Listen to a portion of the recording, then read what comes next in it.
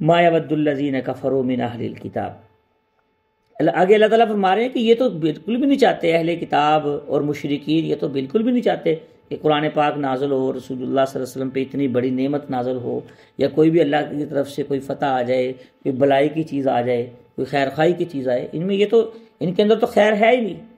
من اہل الکتاب والمشرکین، نہ اہل کتاب میں سے، اہل کتاب میں سے مراد اس سے یہود و نصارہ ہیں، یہودی ہوں، نصارہ ہوں، یا صحف ابراہیم کے پیچھے جتنے بھی صحیفوں والے جو گزرے ہیں دوسری شریعتوں والے، تو یہ تو نہیں چاہتے. جو رسول اللہ صلی اللہ علیہ وسلم، اس سے مراد وہ جو ایمان نہیں لے کے آئے.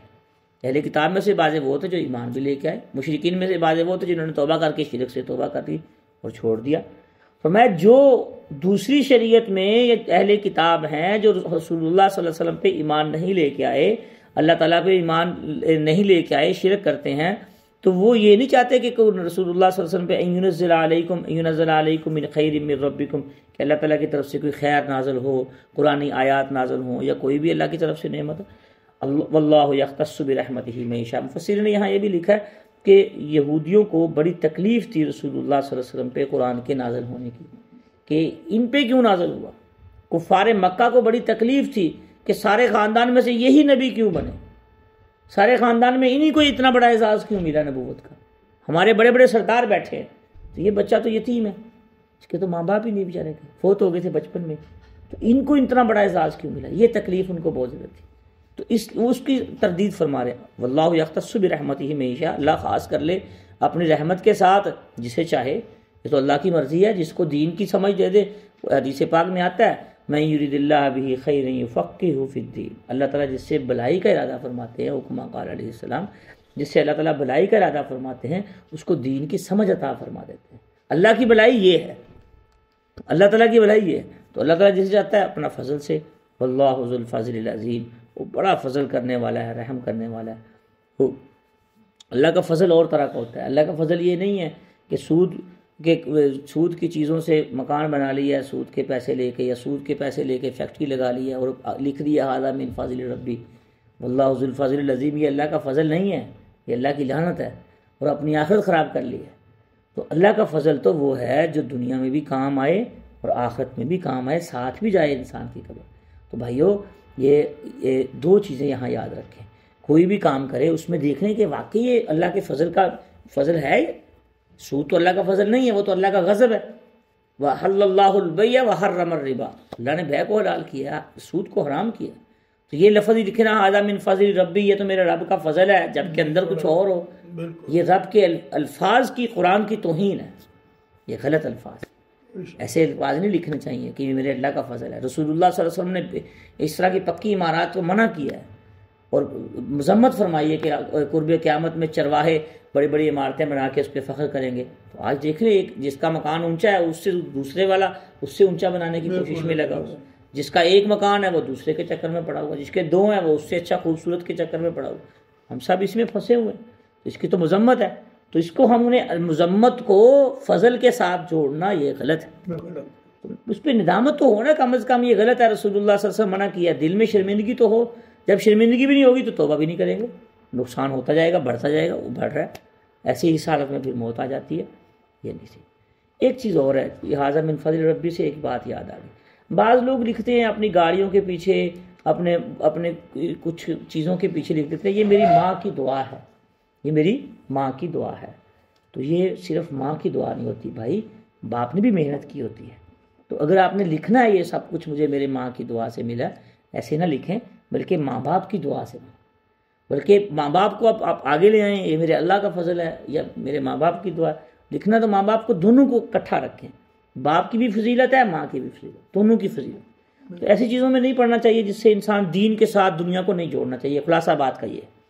واللہ ذو الفضل العظیم، اللہ جسے چاہتے ہیں فضل عظیم عطا فرماتے ہیں، اس پہ فضل کر دیتے ہیں، اپنی رحمتیں کر دیتے ہیں. ما ننسخ من آیت او ننسها نأتی بخیر منہا. آگے اللہ تعالیٰ نے بہت بڑی چیز کی طرف اشارہ فرمایا. یہ بہت تفسیر طلب آیت ہے. اللہ پاک جس آیت کو چاہے وہ قادر ہے ہر چیز پہ، اس کو منسوخ کر دے، اور جس کو چاہے اس کو بلا دے، ختم کر دے. اصل مسئلہ یہ ہوا تھا کہ ہر نبی کی اپنی اپنی شریعت ہوتی ہے، اپنا اپنا دین ہوتا ہے، اپنے اپنے دین اور شریعت کا طریقہ کار الگ الگ، عبادات کا. جب ایک نبی جاتے دوسرے نبی کم و بیش 1,24,000 انبیاء اکرام مفسرین نے لکھا ہے کہ دنیا میں تشریف لائے. ایک نبی جاتے دنیا سے تو اللہ تعالیٰ کا ایک وہ تھا نظام شریعت تھا کہ کچھ چیزیں جو منظور ہوتی تھی ان کو رکھ لیتے، کچھ چیزوں کو جو منظور نظر نہیں تھی وہ ان کو پیچھے کر دیتے، اس شریعت کے ساتھ بس خاص رکھتے، اگلی شریعت میں پچھلی کچھ چیزوں کو لے آتے جو اللہ تعالیٰ کو جو منظور ہوتی، جو نہیں اللہ تعالیٰ کو قبول کو چھوڑ دیتے. ہر نبی کی نئی شریعت، نیا دین، ہر چیز اللہ تعالیٰ نے جہاں، تو یہ اس چیز کی بڑی تکلیف تھی. کہتے تھے یہودی کہتے تھے جب خدا ایک ہے، وہ دین بھی ایک ہے، تو اللہ تعالیٰ بدلتے کیوں ہیں، یا بلا کیوں دیتے ہیں، چھڑوا کیوں دیتے ہیں بیچ میں سے؟ تو بھائی قرآن پاک میں بھی ایسی آیات ہیں جو متروک التلاوہ متروک الحکم. اب بہت سی آیات، یعنی کچھ آیات ایسی ہیں جو متروک التلاوہ اور متروک الحکم، مفسر لکھا ہے کہ ان کی تلاوت بھی متروک ہو گئی ہے اور ان کا حکم بھی متروک ہو گیا.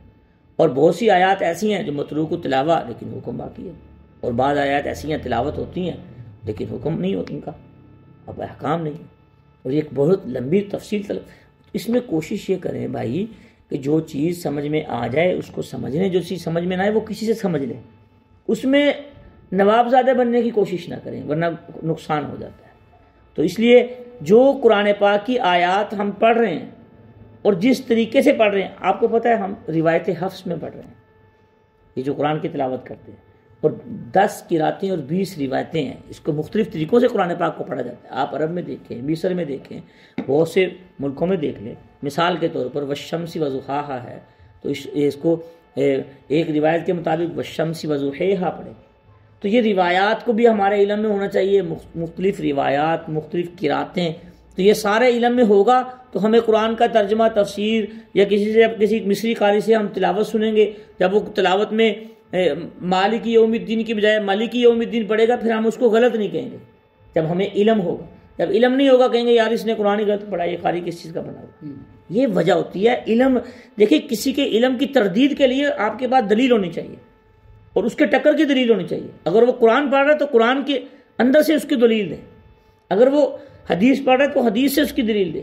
یہ نہیں اپنی عقل کی دلیلیں اس کو دینی شروع کر دیں. ایسے نہیں. دین کی اشاعت کے لیے ضروری ہے میرے دوستو، دین کی اشاعت کے لیے ضروری ہے کہ جو بھی دین کا کام کریں قرآن پاک کے لیے قرآن پاک کی دلیل لے کے آئیں یا حدیث کی طرف سے لے کے آئیں.